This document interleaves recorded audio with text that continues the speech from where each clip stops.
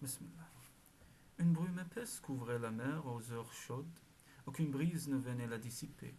Porté par un courant de moyenne intensité, l'Avenflow traversait un paysage fantomatique. La houle se faisait lourde. Aucun oiseau ne venait se perdre dans cette région inquiétante, malgré les affleurements d'algues brunes. Même les folges, ces volatiles thalassiens qui suivaient familièrement les navires dans les courses les plus longues, avaient abandonné l'Avenflow à l'approche du 30e parallèle. Groen cachait mal son inquiétude. Même Jarvis éprouvait un malaise. Il préférait de beaucoup les mers dont il connaissait les dangers à cette atmosphère éprouvante. Il ne lui fallait guère d'imagination pour se représenter ce qu'avaient ressenti les 5 pêcheurs égarés dans cette brume poisseuse. Uriel, quant à elle, y trouvait quelque charme. Les plantes arrachées au fond par les tempêtes s'accumulaient dans cette zone où les vents ne les dispersaient pas. Uriel en recueillait une grande quantité quand Jarvis sortait du courant pour prendre du repos. Elle les étudiait tout à loisir pendant la navigation.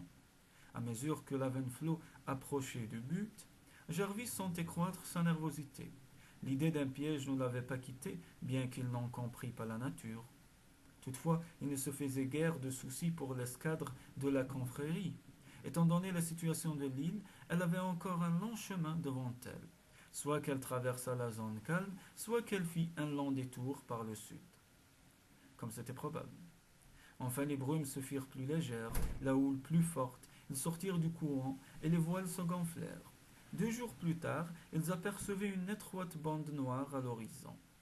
Groen n'avait pas menti. Ils atteignirent leur but à la mi-journée, malgré les exhortations de Groen qui avait repris de l'aplomb depuis que l'île était en vue. Jarvis se refusa à débarquer avant d'en avoir fait le tour. Il pouvait se permettre cette prudence. D'après ses calculs, ils avaient plus d'une semaine d'avance sur leurs concurrents. Ainsi qu'en avait témoigné Groen, la végétation couvrait l'île avec une densité telle qu'aucune parcelle du rivage n'était visible du large. Les sondages révélaient par ailleurs des fonds lointains. L'île devait être une sorte d'éperon aux parois abruptes dont seul le sommet émergeait. Les dimensions réduites de l'îlot, sa forme circulaire, confirmaient cette hypothèse. Il était simplement curieux qu'il fût isolé. Cela ne correspondait pas à ce que Jarvis connaissait de la géologie sous-marine. Mais il ne s'en plaignait pas. Au moins, l'Avenflow n'aurait-il aucune difficulté à aborder. Uriel observait avec soin la végétation. Il n'était pas nécessaire d'être botaniste pour être frappé par un détail curieux. Tout le couvert végétal affectait la même teinte vert tendre, comme s'il ne comptait qu'une espèce de plante. D'après Groen, elle ne présentait aucun danger. Néanmoins, Jarvis savait combien il fallait se méfier des végétaux thalassiens. Certains possédaient une certaine mobilité et leur attaque inattendue pouvait être mortelle. D'autres, plus insidieux, rampaient jusqu'à leurs victimes pour les étouffer. D'aucuns se brisaient au moindre attouchement, et des plaies sourdaient une sève empoisonnée. Qu'en penses-tu demanda-t-il à Uriel. Il n'y a pas d'oiseaux, répondit-elle en frissonnant. Groen les avait prévenus. Néanmoins, il se sentait oppressé par cette absence insolite. Les îles étaient rares sur Thalassa. La moindre terre abritait une foule de volatiles. Le, le village les effraie, assura Groen. N'oubliez pas que je me suis rendu sur cette île. J'y ai même dormi. Nous ne risquons rien, je vous dis. D'accord, nous allons accoster, dit Jarvis. D'ailleurs, nous avons fait le tour complet. L'explication du pêcheur ne le satisfaisait pas entièrement. L'éclat métallique du village avait pu inquiéter les animaux, ainsi que le suggérait Groen. Mais les oiseaux n'étaient pas longs à distinguer un village abandonné sans danger d'un ennemi. Ils avaient au contraire tendance à profiter de tout ce qui pouvait constituer un refuge pour leur nicher. Te souviens-tu de l'endroit où toi et tes compagnons avaient débarqué demanda Jarvis. Ils n'avaient aperçu aucune trouée dans la broussaille. Le passage que les pêcheurs avaient dû se frayer pour transporter leur chargement avait déjà été comblé. Il avait affaire à une végétation particulièrement vivace. Cela ne lui inspirait pas confiance. C'est difficile, tous les coins se ressemblaient, précisa Groen. De toute façon, le village se trouve au centre de l'île. Peu importe où nous accostons, si tu te décides à accoster un jour, ajouta-t-il d'un ton amer. D'accord, on y va, dit Jarvis. Ils approchèrent suffisamment pour atteindre les frondaisons. D'un coup de coutelas bien appliqué, Jarvis trancha une branche. Il se recula précipitamment. Certains végétaux thalassiens réagissaient dangereusement à ce genre d'agression. La branche blessée se rétracta. La végétation de l'îlot était pourvue de sensibilité mais ne se montrait pas agressive envers les intrus. Tu es bien certain que le village est définitivement abandonné insista Jarvis. Absolument, répondit Gawain, que les atermoiements du chevaucheur du courant exaspéré. Mais Jarvis n'avait que faire de l'opinion de Gawain. Il aimait à prendre le maximum de précautions. Sans doute éprouvait-il la même impatience que le pêcheur, mais en tant que capitaine, il portait la responsabilité de l'expédition. Il devait rester calme. C'est extraordinaire, murmura Uriel. Ce sont tout simplement des pipéracées. C'est-à-dire des plantes terriennes assez courantes. Seulement, elle n'acheva pas sa phrase, en proie à la plus grande perplexité. Oui, l'encouragea Jarvis attentif, je n'ai jamais entendu dire qu'il en existe de cette taille. Nous sommes en présence d'une espèce mutante, atteinte de gigantisme. Pas étonnant qu'elle ait étouffé toute autre forme de végétation. Ses besoins en sels minéraux doivent atteindre la limite de ce que peut produire cet îlot. Et en eau, intervint Gawain qui gardait de son premier séjour un souvenir désagréable. Dangereuse demanda Jarvis. Normalement non. Mais bien sûr, la mutation qu'elle a subie a pu affecter sa nature. En fait, c'est le cas, puisque nous avons pu constater qu'elle réagit vivement au contact. Cette sensibilité est aussi anormale que sa taille. À présent, Jarvis devait faire face non seulement à l'impatience de Gawain, mais encore à celle de sa compagne. Bon, nous débarquons, Uriel et moi. Toi, Gawain, tu restes à bord. Pas question, s'insurgeait le pêcheur. Que crains-tu? Sans le navire, nous ne pouvons rien faire. D'ailleurs, nous n'allons pas loin. Je veux en savoir plus long sur la végétation de cette île, avant de m'enfoncer à l'intérieur. Gawain allait répliquer, mais le regard froid de Jarvis lui rappela leur engagement. Prestement, le Hélanite sauta par-dessus le plat-bord. Il s'accrocha à une branche qui, malgré son épaisseur, fléchit sous son poids. La lignisation des tiges ne devait pas être très importante. En fait, c'était plutôt l'enchevêtrement des racines aériennes et des feuilles qui assurait la solidité de l'ensemble. Il s'était trompé en pensant que ces plantes avaient l'exclusivité de l'îlot. Certaines d'entre elles, à vrai dire peu nombreuses, étaient parasitées par de gros champignons aériens. Uriel sur ses talons, Jarvis se taillait un passage dans les feuilles tendres des végétaux. Les fourrés étaient parcourus de violents frissons, quand le coutelas les déchirait, mais la densité du feuillage était telle qu'il ne pouvait se rétracter pour échapper au fer meurtrier. Au bout de quelques mètres, le paysage changea. Il était encore nécessaire d'utiliser le coutelas, mais moins souvent. En effet, les larges feuilles ridées poussaient en hauteur, de façon à recueillir la lumière d'Ournos. Jarvis et Uriel purent se glisser plus facilement entre les tiges géantes, larges comme des troncs. Des racines aériennes pendaient ou se mêlaient à celles d'autres tiges, faisant de tout le couvert un ensemble solidaire, mu par la même croissance. Certaines de ces racines, cependant, se prolongeaient étonnamment. Toutes se dirigeaient vers l'intérieur de l'île. Ils pouvaient enfin apercevoir le sol, ou plutôt ce qui en tenait lieu. Uriel, en effet, n'eut aucun mal à reconnaître les végétaux, le composant. Comme les plantes aériennes, elles étaient frappées de gigantisme. En fait, l'île, il s'agissait d'une sorte de radeau d'algues. Est-il fixé au fond demanda Jarvis. Je ne pense pas. Cette variété d'algues possède un peu d'oncule, mais le plus souvent elle dérive au gré des courants. Le vent pourrait donc l'entraîner, bien sûr, d'autant plus que les feuilles des pipéracées présentent une prise importante. Perplexe, Jarvis se frottait le menton en contemplant les larges feuilles déployées au-dessus de lui. Qu'est-ce qui te trouble demanda Uriel. Nous ne sommes plus dans la région calme. Les vents auraient dû l'entraîner plus au sud. La position donnée par Gawain est étrangement précise. Tu te méfies encore de lui, n'est-ce pas demanda Uriel. Jarvis acquiesça. Ne crois-tu pas que tu exagères poursuivit-elle. Il a été loyal. L'île se trouve là où il l'a indiqué. Aucun bâtiment n'a tenté de nous arraisonner. Une flotte de la confrérie cingle vers nous, par hasard. Peut-être un autre rescapé. Toi-même. J'ai fait semblant d'admettre cette histoire parce que je ne voulais pas envenimer les choses. Mais franchement, quelle chance de survie avait-il? C'est déjà beaucoup que Gorwan s'en soit tiré. Selon toi, c'est lui qui a révélé l'emplacement de l'île à la confrérie? Admettons, remarque, cela ne change pas grand-chose. Nous sommes arrivés les premiers, cela seul compte. D'accord, mais pourquoi Growen s'obstient-il à le nier? Il a doublé Kildare, voilà l'explication. Qui sait quelle traîtrise il nous réserve? Il s'était assis sur le sol souple, goûtant ce moment d'intimité. La Venflo était un merveilleux navire, mais il avait l'inconvénient de ne pas être grand. Veux-tu connaître mon sentiment? Dit Uriel. Tu es trop méfiant. Cela te jouera un mauvais tour un jour. Cette méfiance nous a évité bien des déboires, il me semble. C'est vrai, reconnut Uriel, mais elle t'empêche aussi parfois de voir l'évidence. Suppose un instant que Growan soit de bonne foi. Imagine l'état de cet homme, attaché à son épave, délirant de faim, de soif, de fatigue, de peur aussi. Une seule chose le soutient, s'il parvient à survivre, il est riche. L'île devient une obsession pour lui. Les rares moments de lucidité qui lui restent, il les remplit avec ce rêve. Il se répète la position de l'îlot, qu'il ne faut pas surtout pas oublier. Il est recueilli, évanoui, épuisé, il a la fièvre, il divague.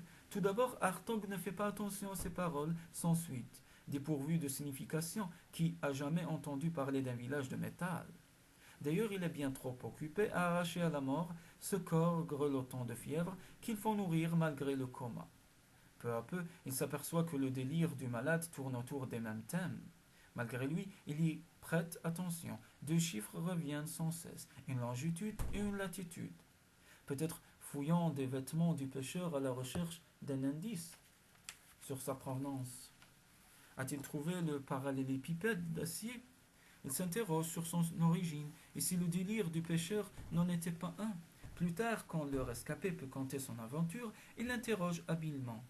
L'autre se dérobe, cherche des faux fuyants, accumule les invraisemblances. Dès lors, la conviction du chasseur de Corse est faite. Le pêcheur a trouvé un trésor.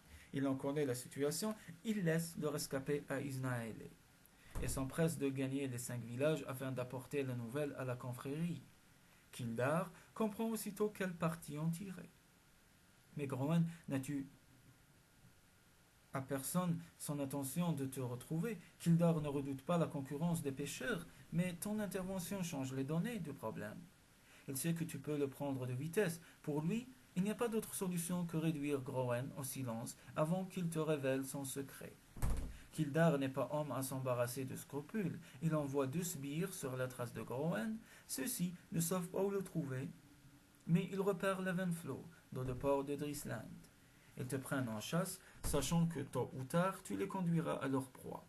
Voilà comment je vois toute l'histoire. Cela se tenait évidemment. Peut-être Uriel avait-elle raison.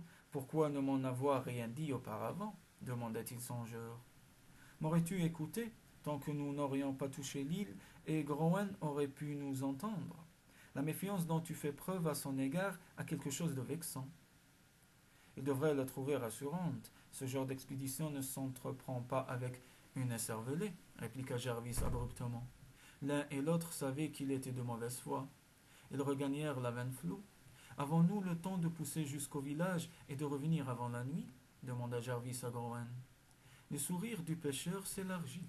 Enfin l'attente prenait fin.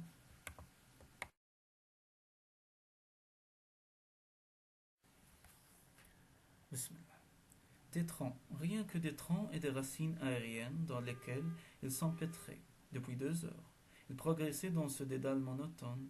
Leurs pieds s'enfonçaient quelquefois dans le tapis d'algues, de l'eau en sourdait. Jarvis y goûtait et fit la grimace. C'est de l'eau de mer, prévint Growan. Nous n'avons pas trouvé une seule goutte d'eau douce. Il faut pourtant bien qu'il y en ait pour arroser toute cette verdure. Uriel leur avait exposé son idée à ce propos. Selon elle, les algues filtraient l'eau. Les racines des plantes aériennes plongeaient dans les algues, épuisant l'eau et les sels minéraux nécessaires à leur croissance. Mais Uriel n'était pas là pour vérifier sa théorie. Malgré ses protestations, Jarvis avait insisté pour qu'elle reste à bord de la Venflo. Il ne pouvait être question de laisser le navire sans surveillance. La solution la plus logique aurait été qu'Uriel accompagnait Groen. Sa qualité de botaniste la désignait comme meilleure garantie contre les pièges possibles. de l'île. Cependant, Jarvis ne faisait pas encore assez confiance à Groen pour le dispenser d'une étroite surveillance. Nous sommes presque arrivés, dit soudain le pêcheur. Rien ne permettait apparemment de le dire. Le regard ne pénétrait pas loin dans le fouillis végétal. Jarvis en fit la remarque. Les champignons, répliqua Groen en désignant le haut des branches. S'il n'y en a guère sous le couvert, ils sont plus nombreux sur le rivage et surtout à proximité du village. Jarvis regarda dans la direction que désignait l'index tendu du pêcheur. Une masse gélatineuse, grosse comme une tête d'homme, était collée au dos d'une feuille particulièrement large, verdâtre, striée de veines plus sombres. Le champignon échappait presque au regard. Groen ne l'avait aperçu que parce qu'il le cherchait. Heureusement que la végétation de l'île n'était pas hostile. La moindre inattention pouvait être fatale sur Thalassa, et la vigilance de Jarvis s'était laissée endormir par la monotonie du paysage. Nous avons remarqué les champignons lors du premier voyage, expliqua Groen. Nous étions à l'affût de tout ce qui pouvait être comestible. Il y en a de plus gros, et ils le sont. Comestibles, nous n'avons pas essayé.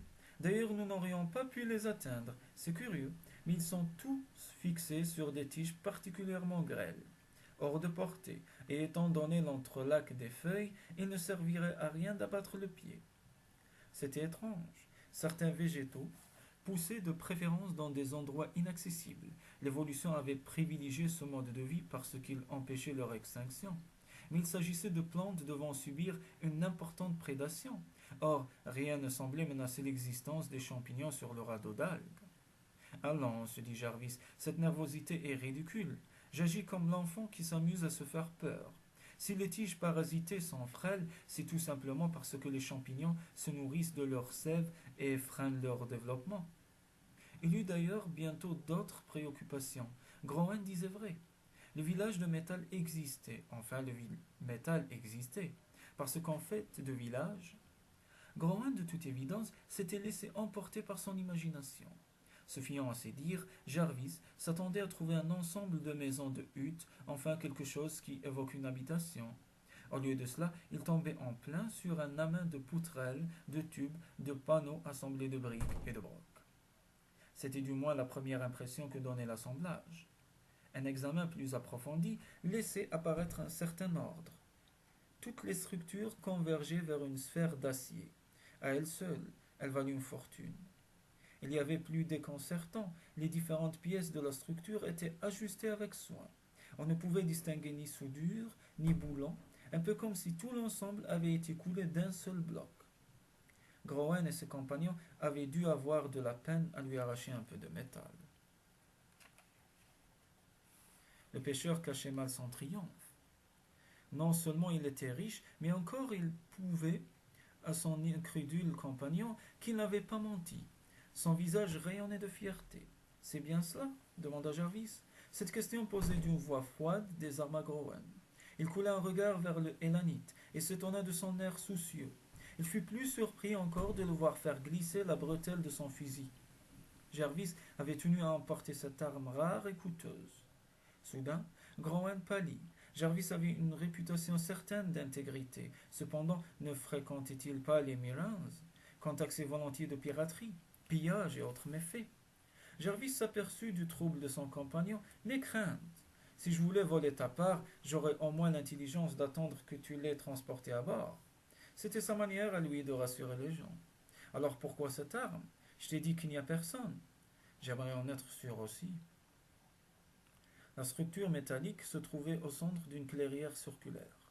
Le métal, nullement corrodé par l'air marin, luisait d'un éclat tentateur. Aucune plante ne poussait à proximité. Cet endroit n'est pas délaissé. On l'entretient avec soin, dit Jarvis. Ce que je comprends mal, c'est la raison pour laquelle ceux qui utilisent cette chose l'abandonnent ainsi à la merci du premier aventurier venu. Quiconque connaît la valeur du métal sur Thalassa sait, même s'il en est riche, qu'il faut le protéger. Peut-être les habitants ont-ils quitté le village définitivement. Il y a peu de temps, suggéra Groen. Au ton de sa voix, on devinait que cette explication ne le satisfaisait pas lui-même. Son air de triomphe avait fait place à une expression anxieuse. Je ne crois pas qu'il s'agisse d'un village, et ton hypothèse ne tient pas, répliqua Jarvis. On n'abandonne pas une telle mine sans emporter tout le métal disponible. Ils avaient encore de quoi construire un navire. Autre chose, tu m'as bien dit que votre embarcation était lourdement chargée. Nous avons fait plusieurs voyages et nous étions 5. Vous vous êtes procuré le métal sur le périphérie, je suppose. Bien sûr, nous n'étions pas équipés pour ce travail, mais en nous acharnant sur les éléments les plus faibles, en les tordant dans tous les sens, nous sommes arrivés à en arracher une quantité appréciable.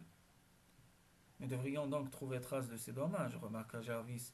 Il disait cela sombrement, comme s'il devinait déjà le résultat de leur investigation. En effet, ils firent le tour complet de la structure sans trouver d'indice d'un premier passage. Quelqu'un avait réparé les dégâts. Au loin, un coup de feu claqua.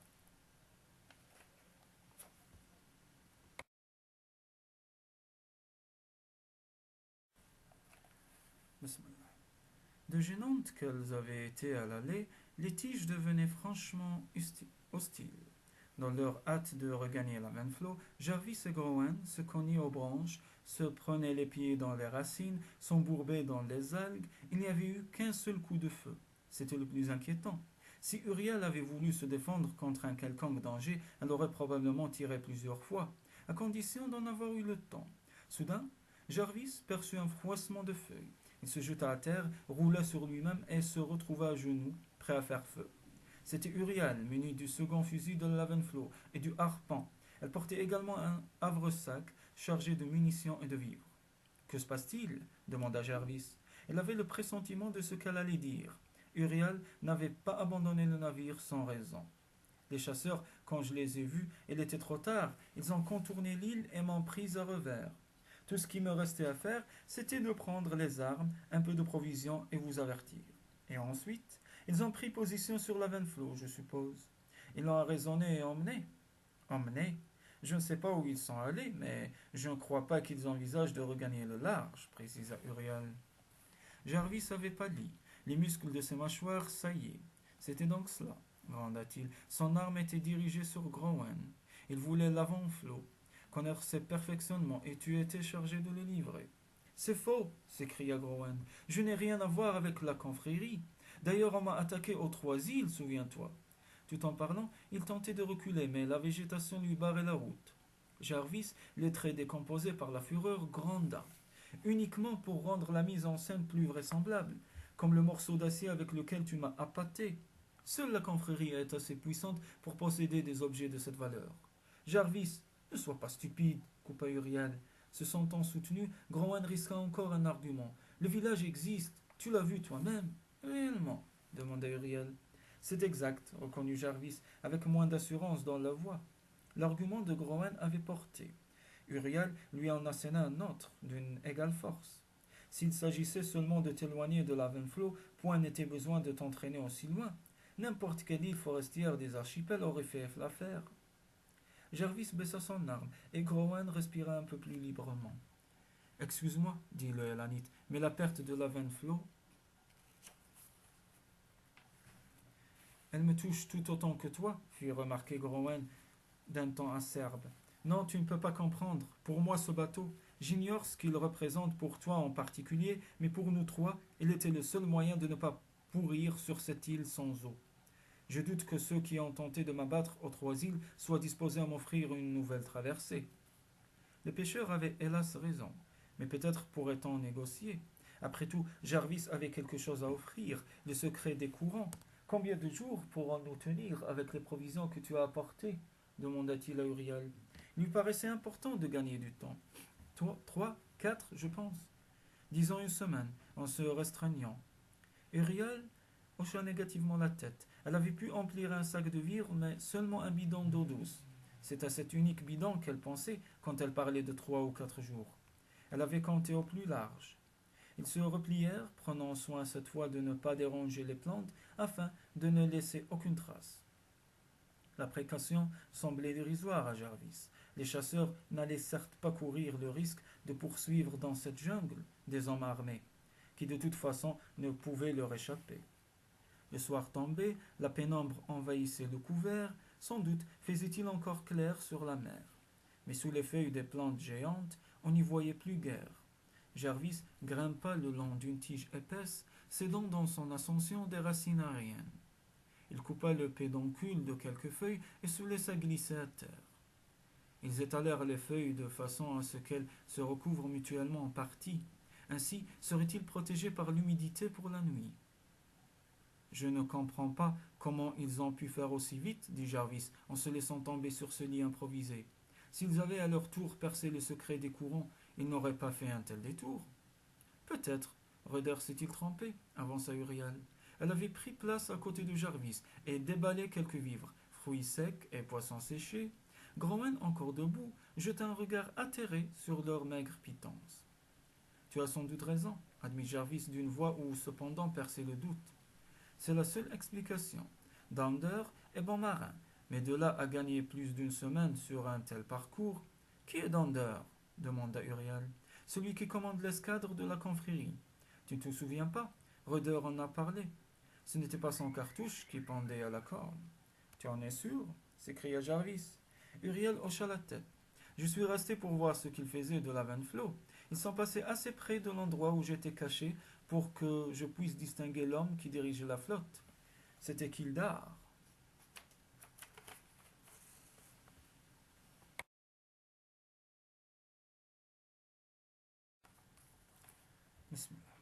Jarvis ne trouvait pas le sommeil. Furieux de s'être laissé prendre d'une façon aussi stupide, il s'était fié à l'information fournie par Rudder.